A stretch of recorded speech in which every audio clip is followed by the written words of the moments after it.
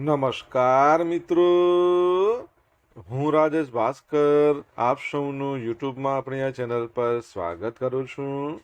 મિત્રો, આજે આપણે તારીખ 10 માર્ચ 2026ના કેટલાક મોસ્ટ ઇમ્પોર્ટન્ટ કરંટ અફેર અને અગાઉની પરીક્ષામાં પૂછાયેલા કેટલાક ઇમ્પોર્ટન્ટ પ્રશ્નો વિશે ડિટેલમાં ચર્ચા કરીશું, જે આપને આવનારી પરીક્ષા માટે ખૂબ જ ઉપયોગી સાબિત થશે.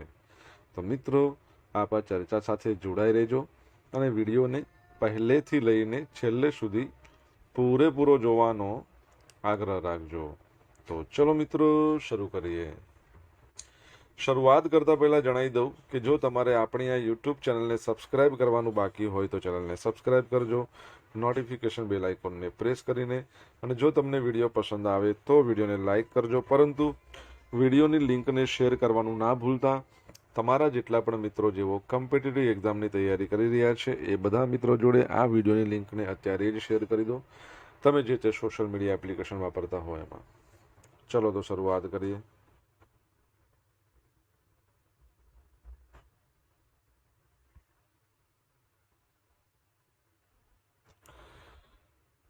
સૌપ્રથમ જોઈશું અગાઉની પરીક્ષામાં પૂછાયેલા બંધારણના પ્રશ્નો, જેના જવાબો તમારે કમેન્ટ બોક્સમાં લખીને જણાવવાના છે. વિડીયોના લાસ્ટમાં જ્યારે હું તમને આ દરેક પ્રશ્નના જવાબ જણાવું ત્યારે તમારે ચેક કરવાનું છે કે તમે આપેલા પ્રશ્નો જવાબમાંથી કેટલા પ્રશ્નો જવાબ સાચા છે. જેટલા પણ પ્રશ્નો જવાબ સાચા હોય એનો આંકડો તમારે કમેન્ટમાં લખવાનો કે 10માંથી આટલા સાચા છે.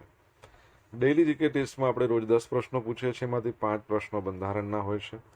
બાકીના જે 5 પ્રશ્નો છે એ ગુજરાતની ભૂગોળના હોય છે. તો તમે તમારા આન્સર આપો નીચે કમેન્ટ બોક્સમાં, અને હું આજના કરંટ અફેરનો પ્રથમ પ્રશ્ન છે એની શરૂઆત કરું છું. તાજેતરમાં મુખ્યમંત્રી ભૂપેન્દ્ર પટેલે કયા મેળા પર આધારિત ટપાલ ટિકિટનું અનાવરણ કર્યું છે? તો જવાબ આવશે ક્વાંટ ગેરનો મેળો. કયો? ગીરનો મેળો, જે ક્વાંટમાં યોજાય છે. તો ગુજરાતના મુખ્યમંત્રી શ્રી ભૂપેન્દ્ર પટેલે છોટાઉદેપુર જિલ્લાના પ્રસિદ્ધ આદિવાસી ઉત્સવ ક્વાંટ ગેરના મેળા પર આધારિત ટપાલ ટિકિટ અને વિશેષ કવર છે એનું અનાવરણ કર્યું છે. આ પહેલનો મુખ્ય ઉદ્દેશ શું છે કે ગુજરાતની સમૃદ્ધ આદિવાસી સંસ્કૃતિને રાષ્ટ્રીય અને આંતરરાષ્ટ્રીય સ્તરે નવી ઓળખ અપાવવાનો છે.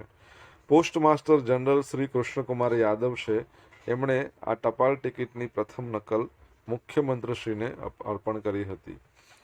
છોટાઉદેપુર જિલ્લાના ક્વાંટમાં યોજાતો પ્રખ્યાત ગીરનો મેળો દર વર્ષે હોળીના ત્રીજા દિવસે, એટલે હોળી ધૂળેટીના પર્વ બાદ રંગ પંચમીએ યોજાય છે.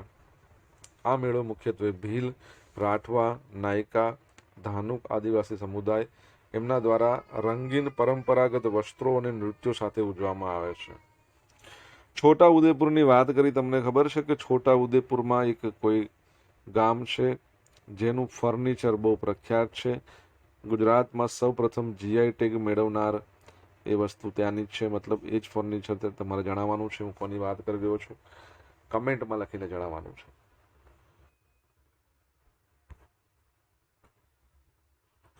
દર વર્ષે સીઆઈએસએફનો સ્થાપના દિવસ ક્યારે મનાવવામાં આવે છે, અથવા તો સીઆઈએસએફ રાઇઝિંગ ડે કહો તો પણ ચાલે.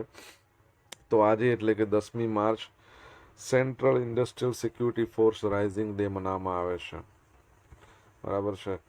અને સંરક્ષણ એવં સુરક્ષા આનો મુદ્રાલેખ છે. તો સીઆઈએસએફ એ ભારત સરકારના ગૃહ મંત્રાલય હેઠળ કાર્યરત એક અર્ધ લશ્કરી દળ છે, અને જેની સ્થાપના 10મી માર્ચ 1969ના રોજ સંસદના એક અધિનિયમ દ્વારા કરવામાં આવી હતી, જેનો મુખ્ય ઉદ્દેશ દેશના મહત્વપૂર્ણ ઔદ્યોગિક એકમો, સરકારી પ્રોજેક્ટ્સ, સંવેદનશીલ સ્થળો એ બધાને સુરક્ષા પૂરી પાડવાની છે. સુરક્ષા હેઠળના સ્થળોમાં જો મેટ્રો રેલવે, આંતરરાષ્ટ્રીય એરપોર્ટ, પરમાણુ ઉર્જા મથકો, અવકાશ સંશોધન કેન્દ્રો આપણો ઈસરો, તેલ શુદ્ધિકરણના કારખાનાઓ, સરકારી બંદરો એ બધાની સુરક્ષા સીઆઈએસએફ સંભાળે છે. ખાસિયત શું છે? સીઆઈએસએફ પાસે પોતાનો અલગ ફાયર વિંગ છે, જે ઉદ્યોગોમાં લાગતી આગ જેવી આકસ્મિક ઘટનાઓ છે એના સામે રક્ષણ આપે છે. CISF central Industrial Security force આપણે થોડા સમય પહેલા જ ભણ્યા હતા કે એના ડિરેક્ટર જનરલ નવા આવ્યા, તમને યાદ હોય તો તમે કમેન્ટ બોક્સમાં લખીને જણાવી શકો છો કોણ છે એના નવા ડિરેક્ટર જનરલ. સ્કોટલેન્ડ જળ અગ્નિ સંસ્કારને કાયદેસરની મંજૂરી આપનાર પ્રથમ યુકે રાષ્ટ્ર બન્યું છે. તો સ્કોટલેન્ડ વોટર ક્રેમેશન એટલે પાણી દ્વારા અગ્નિ સંસ્કાર, બરાબર છે, એને મંજૂરી આપનાર યુકેનું પ્રથમ રાષ્ટ્ર બની ગયું છે. વૈજ્ઞાનિક રીતે એને આલ્કલાઇન હાઇડ્રોલિસિસ કહેવાય છે. પ્રક્રિયા શું છે? તો મૃતદેહને સ્ટીલના ચેમ્બરમાં પાણી અને પોટેશિયમ હાઇડ્રોક્સાઇડના મિશ્રણમાં 150 સેલ્સિયસ તાપમાને રાખવામાં આવે છે. શું થશે એના રિઝલ્ટમાં? આ તમે જો, આ ચેમ્બર છે. 90 મિનિટમાં પેશીઓ ઓગળી જાય છે અને માત્ર હાડકાં બાકી રહે છે, જેનો પાવડર રાખ, બરાબર છે, પરિવારને અપાય છે. ફાયદો: તે પરંપરાગત અગ્નિ સંસ્કાર કરતાં 7 ગણું ઓછું પ્રદૂષણ ફેલાવે છે અને ગ્રીનહાઉસ ગેસનું ઉત્સર્જન ઘટાડે છે. તો તમારા માટે શું પ્રશ્ન છે? સ્કોટલેન્ડ છે પ્રથમ યુકેનું રાષ્ટ્ર બની ગયું છે, આ યાદ રાખજો. મિત્રો, વિડીયો પસંદ આવ્યો હોય, ભણવાની મજા આવી હોય તો વિડીયોને એક લાઇક કરજો. તમારા મિત્રો જોડે વિડીયોની લિંકને શેર કરજો. આપણી બંને યુટ્યુબ ચેનલ રાજેશ ભાસ્કર 2 જો સબસ્ક્રાઇબ કરવાનું બાકી હોય તો સબસ્ક્રાઇબ કરજો. નોટિફિકેશન બેલ આઇકોનને પ્રેસ કરીને જો તમારે ડેલી કરંટ અફેરની પીડીએફ જોઈતી હોય, બરાબર છે, તો તમારે ટેલિગ્રામ ચેનલ આપણી જોઈન કરી લેવાની. અહીંયા તમને ડેલી કરંટ અફેરની પીડીએફ મળશે રોજ, અને પોલ્સ પણ રમવા મળશે. હુરુન રીચ લિસ્ટ 2026 મુજબ અબજોપતિની સંખ્યાની દ્રષ્ટિએ ભારતનો વિશ્વમાં કયો ક્રમ છે? તો ભારત 3જા નંબર પર છે આખા વિશ્વમાં.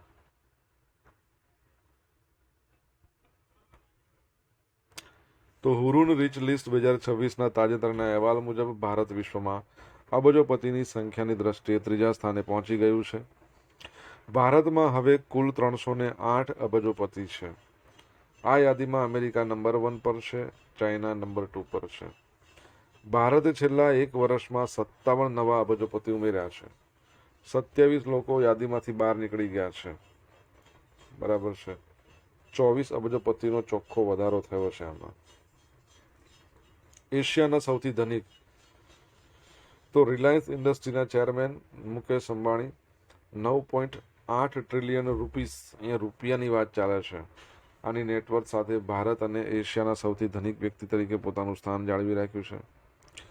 ગૌતમ અદાણીની વાત કરીએ, 7.5 ટ્રિલિયનની સંપત્તિ છે, ભારતના 2જા નંબરના સૌથી મોટા ધનિક છે. મહિલાઓમાં જોઈએ તો HCL ટેકનોલોજીના ચેરપર્સન રોશની નદાર મલ્હોત્રા 3.2 ટ્રિલિયનની સંપત્તિ સાથે ભારતના ટોચના 10 ધનિકોમાં એકમાત્ર મહિલા છે. સૌથી યુવા અબજોપતિની વાત કરીએ તો ઓયોના જે સ્થાપક છે રીતેશ અગ્રવાલ 32 વર્ષની એજ છે. 14,440 કરોડની નેટવર્થ સાથે ભારતના સૌથી યુવા અબજોપતિ છે. અને મુખ્ય શહેર મુંબઈ છે ને 95 અબજોપતિ સાથે ભારતનું અબજોપતિનું હબ છે. તમને ખબર છે વિશ્વના સૌથી ધનિક વ્યક્તિ કોણ છે? એપ્રોક્સિમેટલી કેટલી એમની મિલકત છે, સંપત્તિ છે? જો ખબર હોય તો કમેન્ટ બોક્સમાં લખીને જણાવજો.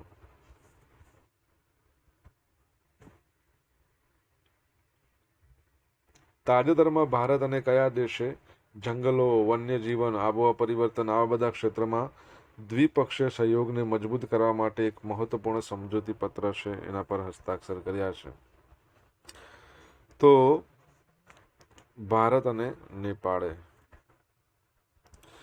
તો 25મી ફેબ્રુઆરીના રોજ નવી દિલ્હીમાં હસ્તાક્ષર થયા હતા. હસ્તાક્ષર કરનાર ભારતના પર્યાવરણ મંત્રી ભૂપેન્દ્ર યાદવ, નેપાળના વન મંત્રી માધવ પ્રસાદ ચોલાગાયન. મુખ્ય લક્ષ્ય શું છે આનું? તો સરહદી વન્યજીવન કોરિડોરનું પુનઃસ્થાપન કરવું, જૈવ વિવિધતાનું સંરક્ષણ કરવું. હવે તમે જોશો હાથી, ગંગા ડોલ્ફિન, ગેંડો, હિમચિત્તો, બરાબર છે, વાઘ, ગીધ, એના રક્ષણ પર આમાં વિશેષ ધ્યાન આપવામાં આવશે. શા માટે આ સહયોગ મહત્વપૂર્ણ છે? તો જે સ્થળાંતરિત પ્રજાતિઓ છે, વાઘ, હાથી જેવા પ્રાણીઓ શું કરે, વારંવાર બંને દેશોની સરહદ ઓળંગી દે, એટલે સંયુક્ત સંરક્ષણ વ્યૂહરચના અનિવાર્ય જ છે. વન્યજીવ ગુનાઓ, ગેરકાયદેસર શિકાર થતા હોય છે વન્યજીવોના, લાકડાની દાણચોરી થતી હોય છે એ રોકવા માટે બંને દેશોની એજન્સીઓ વચ્ચે ગુપ્ત માહિતીની આપ-લે કરવામાં આવશે.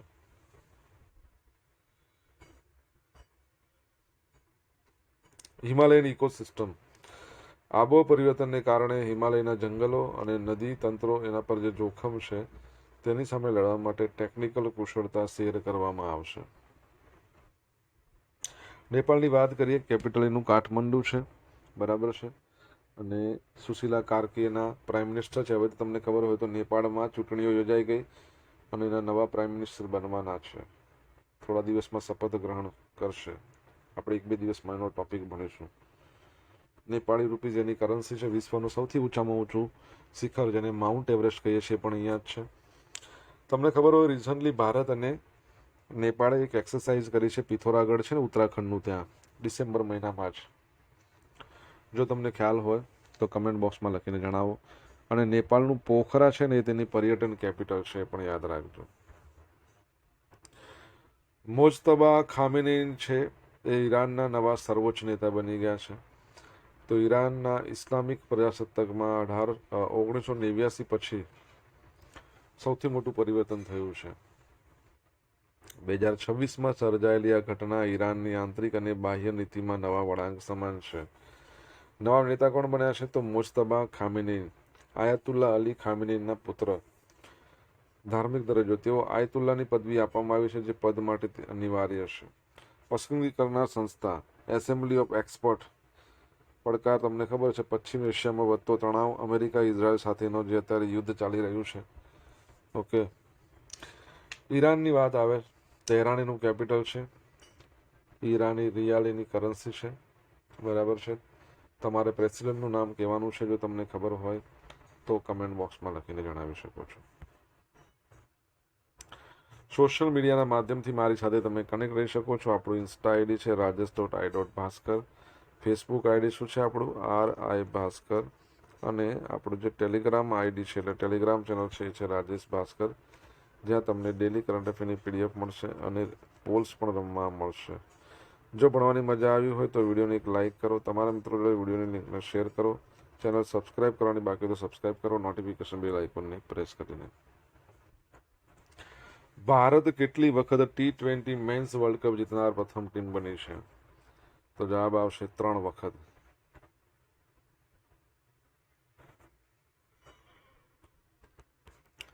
અમદાવાદના નરેન્દ્ર મોદી ક્રિકેટ સ્ટેડિયમમાં રમાયેલી T20 વર્લ્ડ કપ 2026ની ફાઇનલમાં ભારતે ન્યૂઝીલેન્ડને 96 રનથી હરાવીને ઐતિહાસિક વિજય મેળવ્યો છે.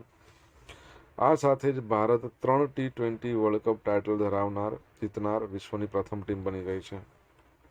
રેકોર્ડ સ્કોર: ભારતે પ્રથમ બેટિંગ કરતા 20 ઓવરમાં 255 રન બનાવે, 5 વિકેટ ગઈ હતી. T20 વર્લ્ડ કપ ફાઇનલનો સર્વોચ્ચ સ્કોર છે. સંજુ સેમસનની વાત કરીએ તો 45 બોલમાં 5 ચોગ્ગા 8 છગ્ગાની મદદથી 89 રન ફટકારીને ભારતની જીતનો પાયો નાખ્યો હતો. અભિષેક શર્માની પણ તોફાની 50. અભિષેક શર્માએ 18 બોલમાં ટુર્નામેન્ટની સૌથી ઝડપી સદી ફટકારી 52 રનનું યોગદાન આપ્યું. ન્યૂઝીલેન્ડનો સ્કોર: વિશાળ લક્ષ્યનો પીછો કરતા ન્યૂઝીલેન્ડની ટીમ 19 ઓવરમાં 159 રનમાં સમેટાઈ ગઈ હતી. બુમરાહની ઘાતક બોલિંગ: જસપ્રીત બુમરાહ છે અને 15 રન આપીને 4 વિકેટ ઝડપી હતી. T20 વર્લ્ડ કપ ફાઇનલમાં કોઈ પણ બોલરનું શ્રેષ્ઠ પ્રદર્શન છે.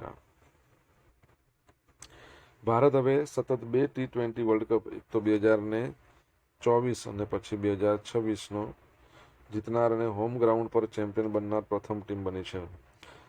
કે આનું આયોજન ક્યાં થયું હતું? તો ભારતમાં અને શ્રીલંકામાં, એટલે હોમ ગ્રાઉન્ડ પર વિજેતા બનનાર પ્રથમ ટીમ બની ગઈ છે. તમારા માટે પ્રશ્ન: અત્યાર સુધીમાં આપણે કેટલા T20 વર્લ્ડ કપ ની ફાઇનલમાં આવ્યા અને કેટલા જીત્યા છે? 3 જીત્યા ખબર પડી ગઈ ને, પણ 3 કયા કયા? અને અહીંયા તમે જુઓ તો પ્લેયર ઓફ ધ મેચ કોણ બન્યું? બુમરાહ બન્યા, બરાબર છે. Player of the match Bumrah બન્યા છે. અને player of the tournament Sanju Samson. એ યાદ રાખજો, પરીક્ષામાં પૂછી લે. GRP વડાઓની 7મી Akhil Bharatiya conference. તો નવી દિલ્હીમાં આવેલું છે વિજ્ઞાન ભવન, ત્યાં ગવર્મેન્ટ રેલવે પોલીસના વડાઓની 7મી કોન્ફરન્સ યોજાઈ ગઈ. આયોજન રેલવે પ્રોટેક્શન ફોર્સ દ્વારા કરવામાં આવ્યું. અધ્યક્ષતા રેલવે પ્રોટેક્શન ફોર્સના ડિરેક્ટર જનરલ સોનાની મિશ્રા દ્વારા. શું હેતુ છે આનો? રેલવે મુસાફરોની સુરક્ષા અને ગુનાખોરી ડામવા માટે રાજ્ય સરકાર એટલે કે રાજ્ય પોલીસ, નોટ સરકાર અને આરપીએફ વચ્ચે સંકલન સાધવું. ટેકનોલોજી, ગુનેગારોને પકડવા માટે એઆઈ, સીસીટીવી, ફેસ રેકગ્નિશન અને ડ્રોનનો ઉપયોગ કરવો. Drugs control, narcotics control board સાથે મળી રેલવે દ્વારા થતી નશીલા દ્રવ્યોની હેરફેરને રોકવી. બરાબર છે. તો આ રિલેટેડ બધી બાબતોની ચર્ચા કરવામાં આવી હતી. ઓકે, આપણું જે રેલવે બોર્ડ છે એના અધ્યક્ષ કોણ છે હાલમાં? રેલવે મંત્રી અશ્વિની વૈષ્ણવ, બધાને ખબર હશે. રેલવે બોર્ડના અધ્યક્ષ તમારે ગણાવવાના છે. અગાઉની પરીક્ષામાં પૂછાયેલા બંધારણના પ્રશ્નો જોઈ લઈએ. પહેલો પ્રશ્ન, ભારતીય ચૂંટણી પંચના કયા આર્ટિકલ મુજબ ચૂંટણી પંચની રચના કરવામાં આવી છે? 324. ચૂંટણી પંચની અધ્યક્ષની નિમણૂક કોણ કરે? તો રાષ્ટ્રપતિ જ કરે. નીચેનામાંથી હાલમાં કયું નવું રાજ્ય બનાવવામાં આવ્યું છે? હાલમાં ના કહી શકાય, 12 વર્ષ થઈ ગયા. તેલંગાણા 2014માં બન્યો હતો. ભારતીય સુપ્રીમ કોર્ટની ઓફિશિયલ ભાષા અંગ્રેજી છે. સંસદ સભ્ય બનવા માટે ઓછામાં ઓછી કેટલી ઉંમરની જરૂર પડે? 25 વર્ષ હોવું જોઈએ, કેમ કે લોકસભામાં મિનિમમ 25 વર્ષ જોઈએ. 25 વર્ષે સંસદ સભ્ય બની શકાય. અગાઉની પરીક્ષામાં પૂછાયેલા ગુજરાતની ભૂગોળના પ્રશ્નો જોઈ લે. પહેલો પ્રશ્ન, દરિયાકાંઠાની વનસ્પતિ મેંગ્રુવનું ગુજરાતી પર્યાયવાચી નામ શું છે? ચેર કહીએ છીએ આપણે. વીરપુરમાં કોનું મંદિર આવેલું છે? જલારામ બાપા. મુક્ત વેપાર ક્ષેત્ર ધરાવતું ગુજરાતનું બંદર એટલે કંડલા. તોલ માપના ત્રાજવા કાંટા માટે કયું ગામ જાણીતું છે? સાવરકુંડલા. હેમચંદ્રાચાર્ય યુનિવર્સિટીનું વડું મથક પાટણમાં. હવે જોઈશું ગઈકાલે પૂછેલા પ્રશ્નોના જવાબ. પહેલો પ્રશ્ન, ગુજરાતની પ્રથમ હાઈટેક નર્સરી ક્યાં બનાવવામાં આવશે? તો ડીસા, ડાવસ, બનાસકાંઠા જિલ્લામાં. સેકન્ડ પ્રશ્ન, પશ્ચિમ બંગાળના નવા રાજ્યપાલ કોણ બન્યા છે? તો RN રવિ બન્યા છે. ઓકે, હવે મિત્રો આજે પૂછેલા પ્રશ્નોના જવાબ જોઈ લઈએ. પહેલો પ્રશ્ન પૂછ્યો હતો કે છોટા ઉદેપુરની અંદર એક ફર્નિચર વખણાય છે, જે છે સંખેડાનું ફર્નિચર. શું છે? સંખેડાનું ફર્નિચર. તો સંખેડાનું ફર્નિચર છે. આ ફર્નિચરને 2007-8માં જીઆઈ ટેગ મળ્યો હતો. સેકન્ડ પ્રશ્ન, સેન્ટ્રલ ઇન્ડસ્ટ્રીયલ સિક્યુરિટી ફોર્સના ડિરેક્ટર જનરલ કોણ છે? તો પ્રવીર કુમાર. ત્રીજો પ્રશ્ન, વિશ્વના સૌથી ધનિક વ્યક્તિ કોણ છે? તો ઇલોન મસ્ક. લગભગ 800 બિલિયન અમેરિકન ડોલર આટલી એમની પાસે સંપત્તિ છે. ચોથા નંબરનો પ્રશ્ન, નેપાળ સાથે આપણે 2025માં ડિસેમ્બર મહિનામાં સૂર્યકિરણ નામની એક્સરસાઇઝ કરી. કઈ સૂર્યકિરણ? ક્યાં યોજાઈ હતી? ઉત્તરાખંડના પિથોરાગઢ ખાતે. પાંચમો પ્રશ્ન, ઈરાનના પ્રેસિડેન્ટનું નામ શું? તો મસૂદ, લખાતું નથી પાછું, મસૂદ પેજેસ્કિયન.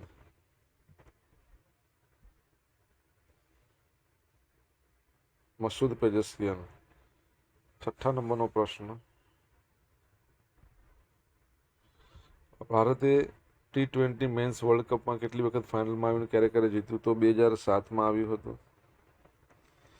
તો ભારત 2007માં જીતી ગયું. મહેન્દ્રસિંહ ધોની 2014માં, એમાં પણ મહેન્દ્રસિંહ ધોની, એમાં આપણે શ્રીલંકા સામે હારી ગયા. બરાબર છે. 2024માં રોહિત શર્મા કેપ્ટન, આપણે જીતી ગયા. અને અત્યારે 2026 સૂર્યકુમાર યાદવ આપણે જીતી ગયા. સાતમા નંબરનો પ્રશ્ન, રેલવે બોર્ડના અધ્યક્ષ કોણ છે? સતીશ કુમાર. બરાબર.